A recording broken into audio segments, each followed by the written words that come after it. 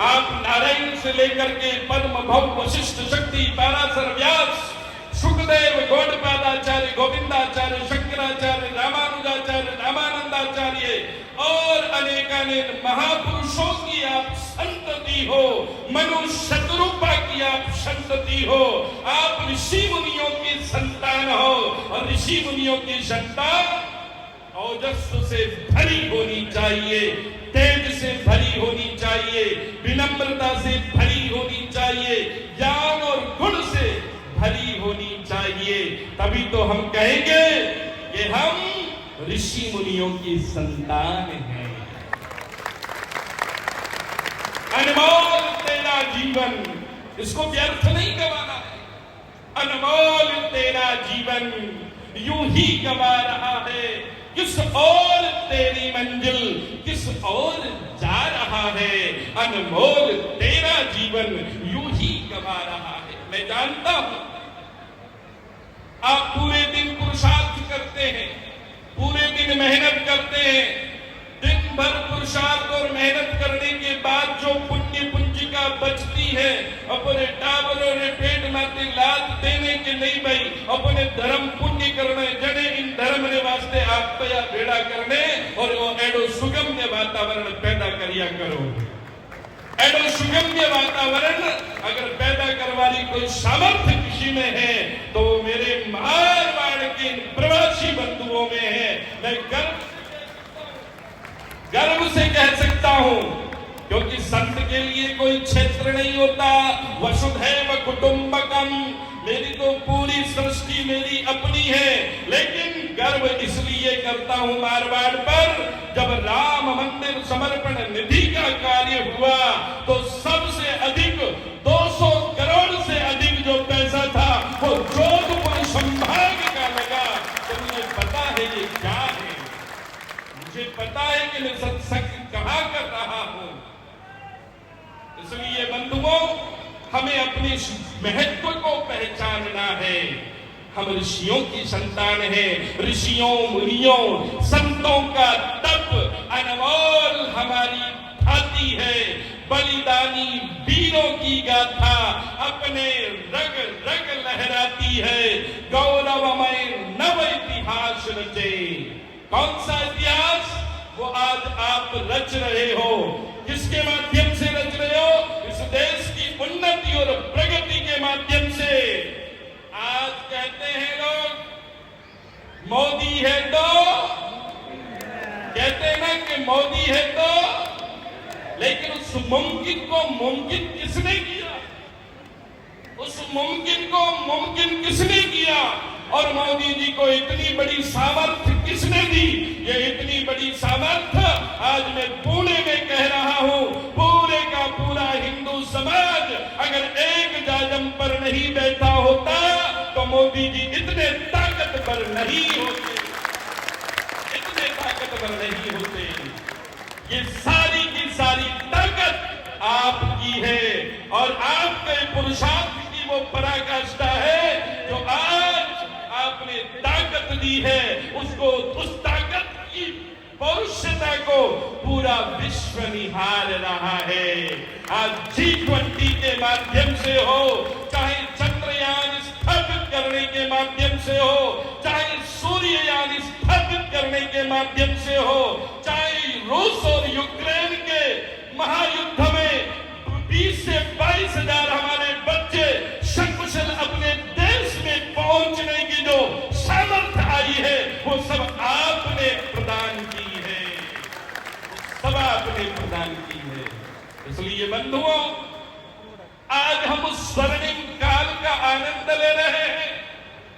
आज हमें गर्व है, काशी कॉरिडोर भव्य रूप से बन गया है। महाकाल लोक उज्जैन में भव्य रूप से बन गया है। राम मंदिर भव्य रूप से बनने वाला है, बनने वाला है और अति शीघ्र प्राण प्रतिष्ठा भी होने वाली है। और तो और अब मथुरा की भी बारी है। इसलिए बंधुओं, आवश्यकता है आपको संगठित रहने की, आवश्यकता है आपको साथ रहने की। आज ऐसे स्वर्णिम काल का हम आनंद ले रहे हैं। हमने प्राण नहीं दिए, राम मंदिर निर्माण के लिए हमने प्राण नहीं दिए, हमारे पूर्वजों ने प्राण दिए, लेकिन हम परम सौभाग्यशाली हैं कि आज वो राम मंदिर बनते हुए हम सब देख रहे हैं। इसलिए बंधुओं, आपसे यही प्रार्थना है, अक्षुण्य रखना है हमें, सत्य सनातन वैदिक हिंदू धर्म को अक्षुण्य रखना है, हमें मातृ पितृ ऋषि परंपरा को अक्षुण्य रखना है, हमें हमारे धर्म को पहचानना है। कोई आवश्यकता नहीं है, कोई आवश्यकता नहीं फालतू के गुणगान करने की। अगर मेरी जिह्वा गुणगान करे तो भारत का करे, मेरी जिह्वा यशगान करे भारत का करे, मेरी जिह्वा बात करे तो अखंड भारत की करे, अखंड भारत की करे, अखंड भारत, अखंड भारत की करे। और मुझे पूर्ण विश्वास है, यहां मैं देख रहा हूं युवा शक्ति विराजमान है और उसमें भी व्यवसायी बंधु हैं। ये वही व्यवसायी है जोग भारती जी, जोग भारती जी, ये वही व्यवसायी बंधु हैं। चाहे टैक्स बढ़ गया, कितना भी टैक्स बढ़ गया, लेकिन अपने राष्ट्र धर्म को नहीं भूले, अपना राष्ट्र धर्म पहले स्वीकार किया। ये वो प्रवासी बंधु हैं। इसलिए बंधुओं, आपसे आह्वान करूंगा, मेरी मातृशक्ति यहाँ विराजमान है, माताओं से करबद्ध प्रार्थना करूंगा, अपने इन छोटे छोटे बाल गोपालों को, अपने इन छोटे छोटे बच्चों को संस्कारों से पुष्ट कीजिए।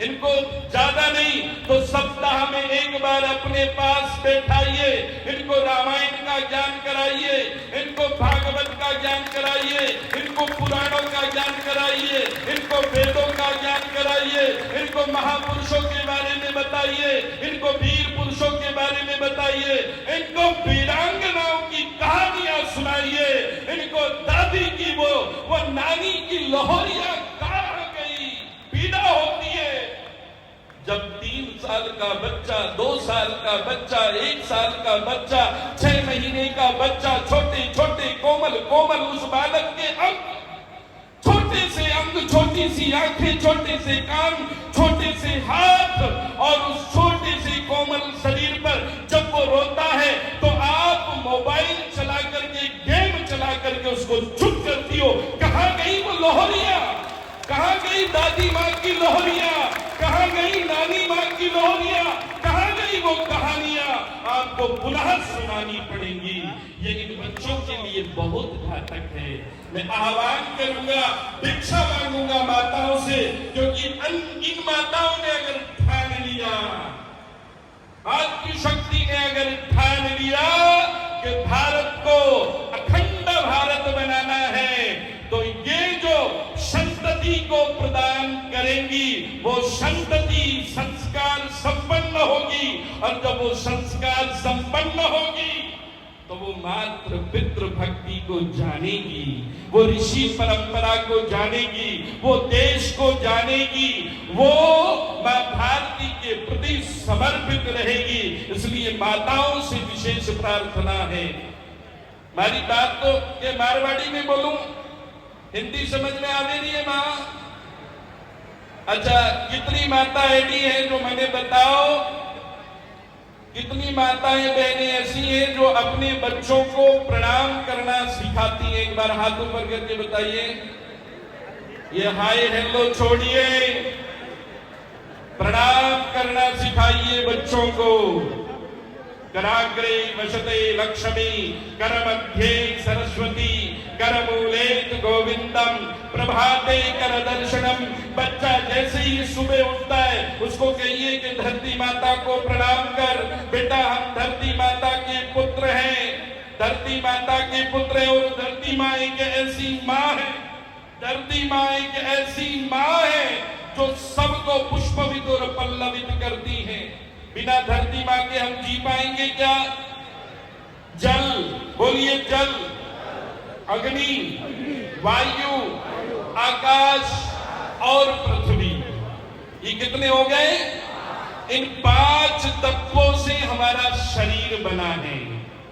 जल से, अग्नि से, वायु से, पृथ्वी से और आकाश से। ये 5 तत्व और माता और पिता परमात्मा और प्रकृति की कृपा हुई, तब जाकर के ये दिव्य मनुष्य जीवन हमको और आपको प्राप्त हुआ। ऐसा दिव्य जीवन, इस दिव्य जीवन को पाने के पश्चात भी अगर इसकी महत्वता को नहीं जान पाए, इसके क्या महत्व है उसको नहीं जान पाए, तो समझ लेना कि ये खाली रूप तक सीमित ना रह जाए। रूप तक सीमित इसको नहीं रखना है। ये शाम न विद्या न तपो न दानम न चापि शीलम न गुणौ न धर्मा ते मृत्यु लोकेन भुवि भार भूता मनुष्य रूपेण मृगाश्चरन्ति। मृग वे नहीं, मृग वे, मृग गुण जाने मृग, मृगरी नापी में काई दिया करे, काई वे और बिन कस्तूरी री मृग ने जान पहचान नहीं वे। इन वास्ते वो बन फटके वो हागे साल अपूर्व है।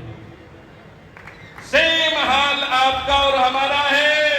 हम नहीं जान पा रहे कि हम ऋषियों की संतान है। अरे क्या हम नहीं जान पा रहे कि हम ऋषियों की संतान है। वो ऋषियों की संतान आज भारत अगर G20 का नेतृत्व कर रहा है तो ये गर्व की बात है, लेकिन ये भी समझ लो कि ये कोई इतनी बड़ी बात नहीं। आपके ऋषियों ने, आपके महापुरुषों ने तो समूचे विश्व को बोलना सिखाया है, बोलना सिखाया है। ये बात जी बोल लो की कर